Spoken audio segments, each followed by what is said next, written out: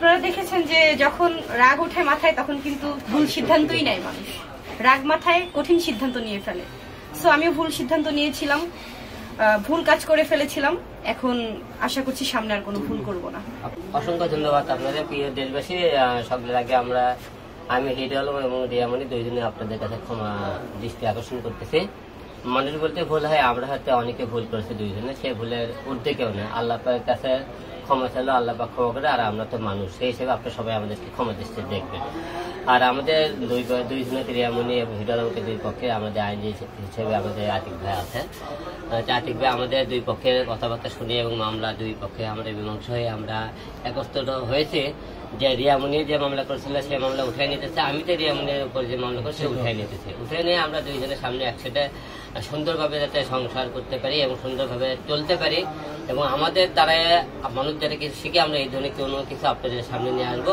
এবং রিয়ামণিও জীবনে যে ভুল করছে আমি চাবো যে তুমি যে স্ত্রী হিসেবে একটা স্বামীর যে এরকম দায়িত্ব এবং স্বামীর কথা মতো চলা, যে বারবার তোমার উপর আমার একটা অভিযোগ দিলে তুমি আমার কিছু কথা শোনো না। দেশবাসী সবার কাছে আমি ক্ষমা দৃষ্টিতে বলছি, আমাকে ভুল করলে আমি তাকে ক্ষমা দৃষ্টিতে দেওয়া অবশ্যই মাফ করে দেবো। এবং সে আমি যদি কোনো ভুল করি তুমি সেই যে আমাকে ক্ষমা দৃষ্টিতে দেখে বাকি জীবন যাতে ভালোভাবে চলতে পারে সেই হিসেবে দেশবাসীর কাছে দুইটি কথা। আসসালামু আলাইকুম, আমি রিয়ামণি। বিগত দিনে আমাদের মধ্যে যে ঝামেলাটা চলছিল এটা অ্যাকচুয়ালি অসুস্থ ঝামেলা আমি মনে করি। সম্পর্কের মধ্যে যখন তৃতীয় ব্যক্তি ঢুকে যায় তখন সম্পর্ক এরকমই এলোমেলো হয়ে যায়। তো আমরা আশা করছি আমাদের মধ্যে যেন কোনো তৃতীয় ব্যক্তি আর এন্ট্রি না নিতে পারে।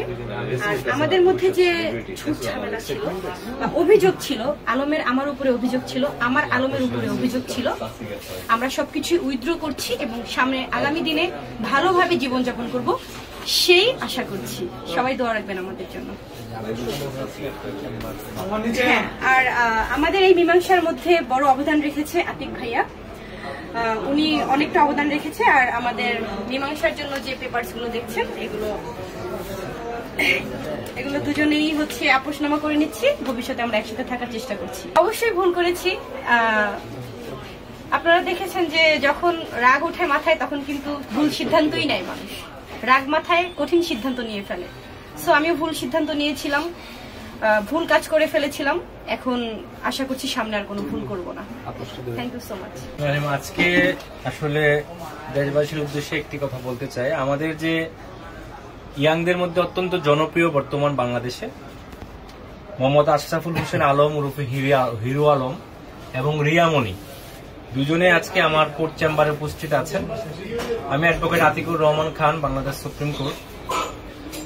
তাদের মধ্যে সাম্প্রতিক সময়ে আমরা বিভিন্ন ফেসবুক মিডিয়ার মাধ্যমে দেখতে পেয়েছি যে তাদের মধ্যে স্বামী স্ত্রীর মধ্যে একটা মিসআন্ডারস্ট্যান্ডিং এবং এটা অনেকদিন যাবৎ চলমান। দুই পক্ষের বিরুদ্ধে মামলা মোকদ্দমা করেছেন। হিরো আলম আমার পাশে আছেন, আমাদের নায়ক। হিরো আলম ওনার ওয়াইফ রিয়ামণির বিরুদ্ধে মামলা করেছেন, রিয়ামণিও হিরো আলমের বিরুদ্ধে মামলা করেছেন। তো আমি হিরো আলমের আইনজীবী। পরবর্তী সময়ে তাদের দুই পক্ষের মধ্যে আজকে আমাদের চেম্বারে সুষ্ঠু সমাধানের লক্ষ্যে আমরা দুই পক্ষকে ডেকে আপোষ মীমাংসা করিয়েছি এবং আজকে যৌথ আপোষনামার মূলে তাদের মধ্যে একটি স্থায়ী সমাধান হয়েছে এবং আমরা আশা করি আগামী দিনে, যেহেতু হিরো আলমের নেগেটিভ পজিটিভ দুইটাই ইম্প্যাক্ট আছে, কিন্তু পজিটিভ ইম্প্যাক্টে অনেক বেশি। হিরো আলম বাংলাদেশের একটা ব্র্যান্ড, অনেক মানুষ তাকে পছন্দ করে, অনেক ফলোয়ার। তো আমরা হিরো আলম ভাইয়ের কাছে একজন বাংলাদেশ সুপ্রিম কোর্টের আইনজীবী হিসাবে এবং আপনাদের আইনজীবী হিসাবে আমার একটা সাজেশন থাকবে, যেহেতু মানুষ আপনাদেরকে পছন্দ করে, একটা বিশ্বাস এবং আস্থা ভালোবাসার জায়গায় আপনারা আছেন হিরো আলম এবং রিয়ামণি, আপনারা এমন কোনো অপ্রীতিকর ঘটনা যেন আপনাদের মাধ্যমে না হয় বা দেশবাসী ইয়াং টিনেজদের মধ্যে যেন এই প্রভাবটা না পড়ে যে আপনারা বিভিন্ন পার্সোনাল প্রবলেম হতেই পারে, বাট এটা যেন মিডিয়াতে না আসে। আর আমরা আশা করি এবং বিশ্বাস করি আগামী দিনে তারা দুইজন একসাথে আমরা আপোষ করে দিয়েছি।